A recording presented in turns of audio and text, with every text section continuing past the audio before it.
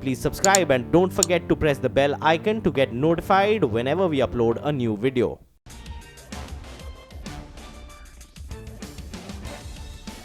Very good morning. Welcome to Chartbusters. We have kick-started the July series. Things are looking good. The Nifty is holding with a gain of around 50 points. A pretty good start to the series.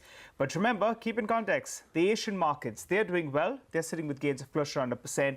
So it's green on the screen. It's a Friday morning. Let's see how we end up. Mangalam.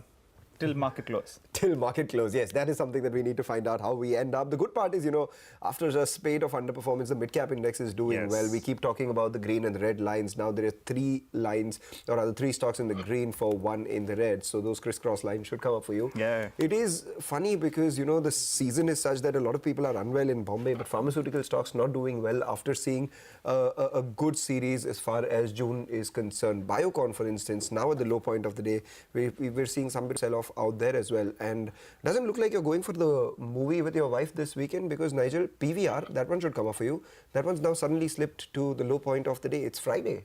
Yeah, I mean, that depends on the wife, right? If she says to go for the movie, you'll have to go for the movie. But what do you think about the movie? You're a Bandra boy. It doesn't matter. Once you're married, you'll understand that. But Sanju, I mean, I'm definitely going to watch that movie for sure.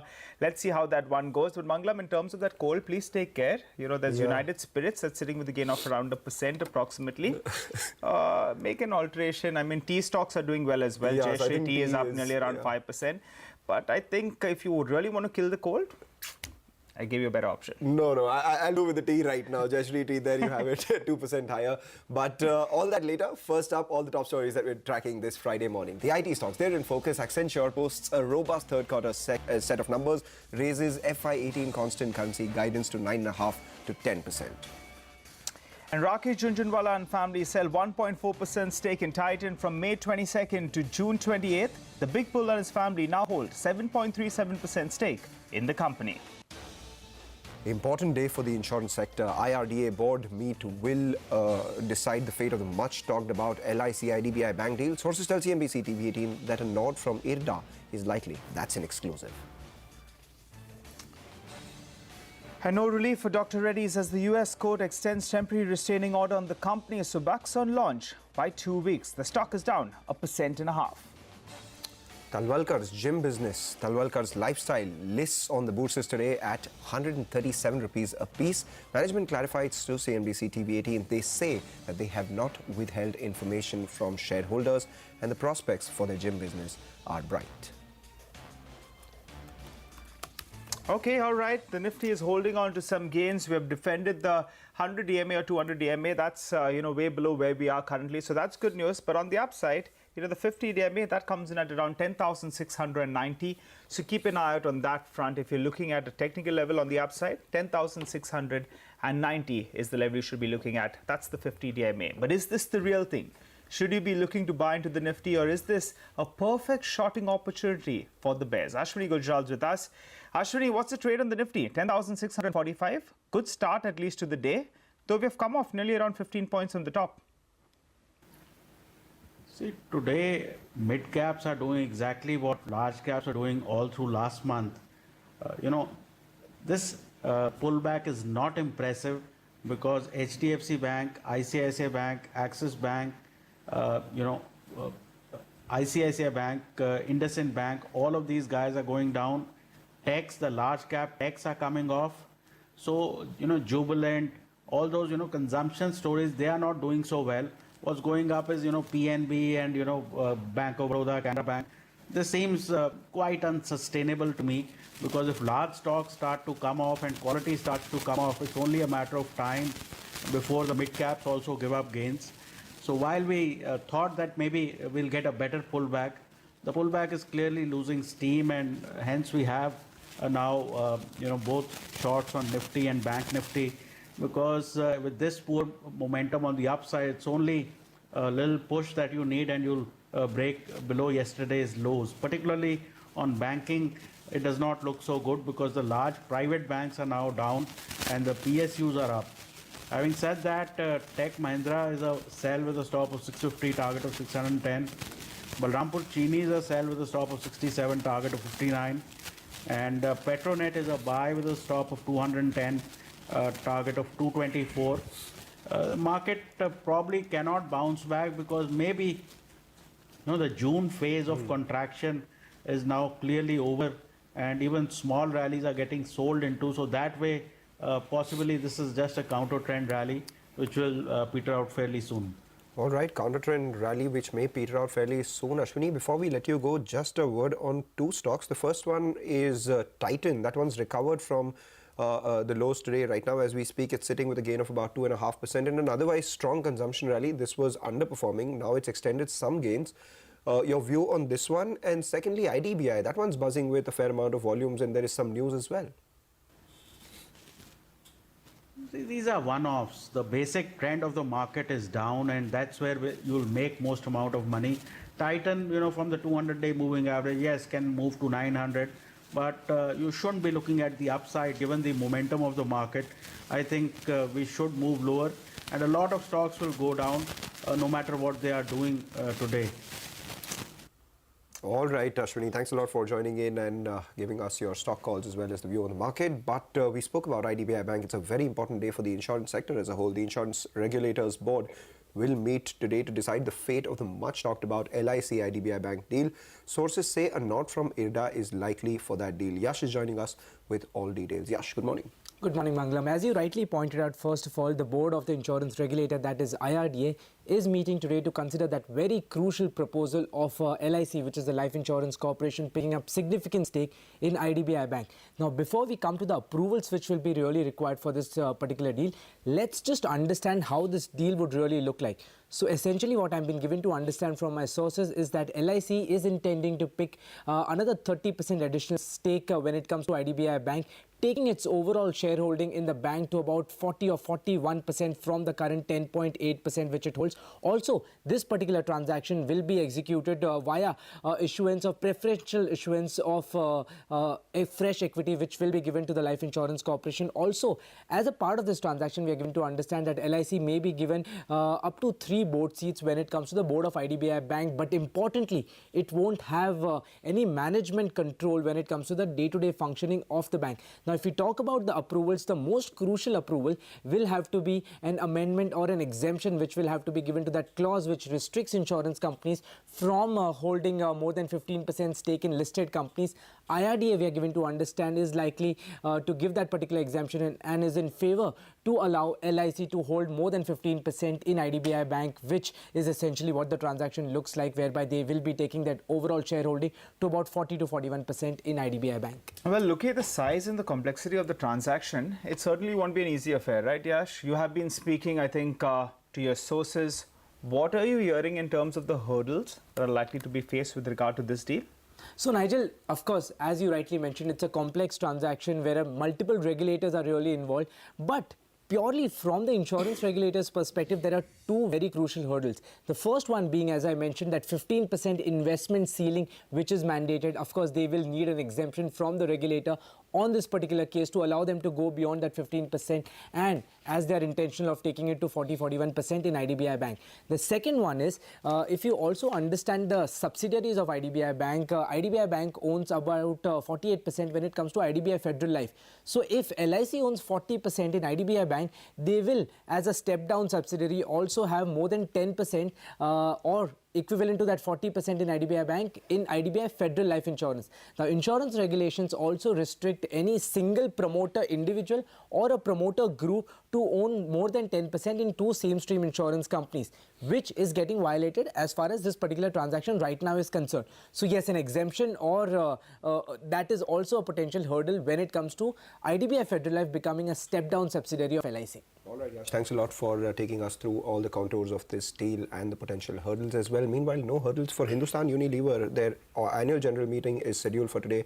That stock at the high point of the day. But we'll slip into a short break, come back, we talk about Shrey Infra, the stock in focus on the back of their plan to come out with an IPO of Shrey Equipment Finance, and the stock has been underperforming. To come out with an IPO of Shrey Equipment Finance, and the stock has been underperforming for the last few trading sessions. Welcome back. While the mid-cap index is doing fairly well, one stock on our radar is Shrey Infra. This week it has underperformed. In fact, if you take a look at the weekly chart of this stock, it's down about 15% this week itself. We have management with us and they will talk about a whole host of things, including their plan for the Shrey Equipment Finance IPO. Mr. Kanoria, Hemant Kanoria, the chairman and MD of Shrey Infra, joins us now. Thanks a lot, Mr. Kanoria, for joining us. The street would, like to know a little about the Shrey Equipment Finance IPO. If you could give us a few basic details, what is the quantum of funds that you're raising for that business? How much is the fresh offer? How much of it will be your stake sale? And when are you looking to launch that IPO by? See, we have been planning for the IPO and we thought that we would be in a position to do it before the 31st of March.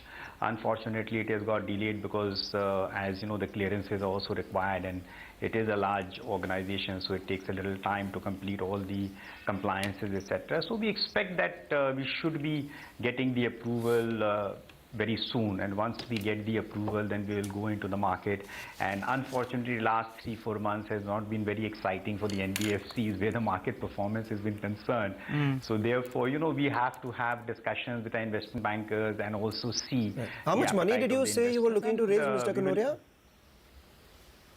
So it is basically, we are doing an offer for almost about 20%, and there's primary and secondary in that, and it would be, because the range would be anywhere between 1,400-1,500 crore to 1,600-1,700 crore. So that would be the range. So it will all depend upon the pricing and it will all depend how the market is performing. So once we get the approval from SEBI and all the other compliances are completed, then after that we will be in a position to exactly determine the quantity and the percentage and how much will be going in for secondary and how much would be the primary. Okay. But definitely we like to see that in the next quarter, that if everything goes on well, if the market is performing well, then next quarter we should be in a position to launch the issue.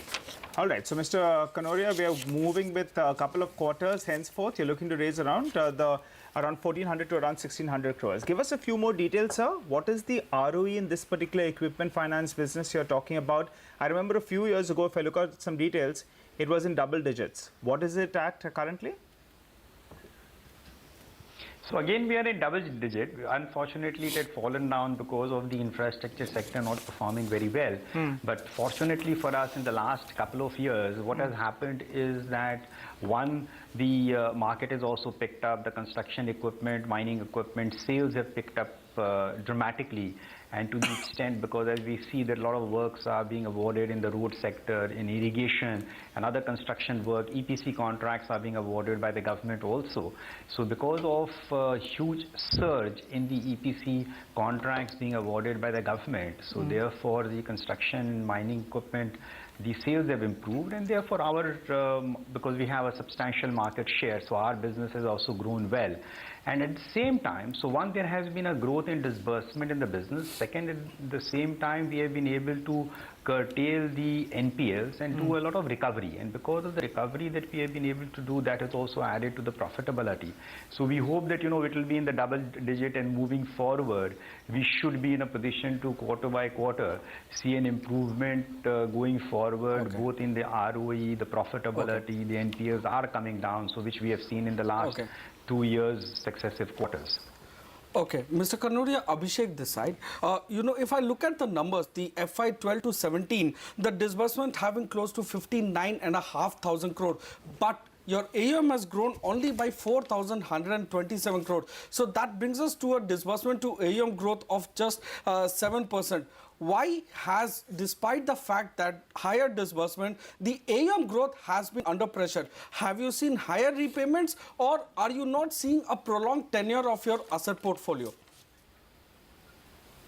No, I think that basically to just explain you the business model of Shrey Equipment Finance. Shrey Equipment Finance is actually in the, we call it the FMIG, which is fast moving infrastructure goods. So the construction and mining equipment that we are financing and healthcare equipment, so the cycle is almost, average cycle is about, is 2.5 years is the average tenure. So therefore we are in a position to recover the money faster, and that is the reason why our disbursements, because disbursements is also linked to the profitability, so therefore the disbursements are higher.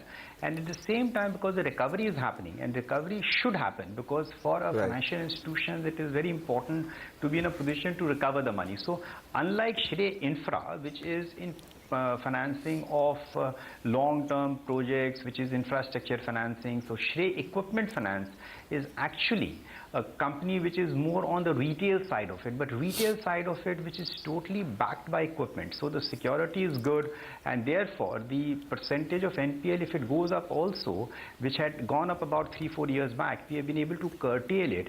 And because their equipments are there, we are in a position to sell the equipment, realize the money, the cycles are low. So therefore it is a good business, and that's been the biggest strength of Shrey.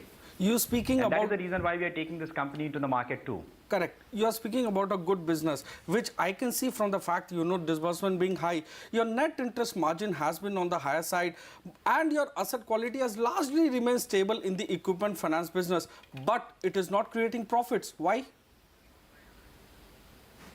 No, the profits are going up. You see that basically what happens is that because we had also the lack of the NPLs which was there. That is the reason why the profit did not go up to the extent that it should have. But as we mentioned that in the last couple of years, successive quarters, the profits have been going up, and this trend will be maintained, because the equipment financing business, it is not that one fine quarter we'll have a huge surge in the profit. It is stable, and it is continuously rising, and it will be rising in a stable fashion, so which is good for any finance company or financial institution, and that is what we have tried to do as a business model itself. So it's a sturdy business model which will continuously keep on giving good profits, and it has to be, the portfolio has to be managed well, which we are doing so. Okay, all right, Mr. Kanoria, thanks so much, sir, for stopping by and giving us all those details. Next couple of quarters, we're going to be expecting that IPO. It was interesting, he was saying FMCG, fast-moving equipment goods as against FMCG that everyone keeps talking about. I think if we don't move fast into a break, the director may cut us off right now. So let's do one thing, slip into a short break, come back, continue our focus on the markets. Stay with us. Okay, keep your eye out on the markets. We are holding with a gain of around 65 points on the Nifty. Good going for a couple of stocks. Reliance Industries, that's the big boy in there. That's been doing well. It's holding with some gains. And Titan as well, after starting off on the back foot, well, it's come in there and it's playing a good knock as we speak. It's recovered nearly around 3.5% from the low point of the day, moving to the day's high. On that note, we'll wrap up on Chartbusters. You stay with us. Trading Up comes up next.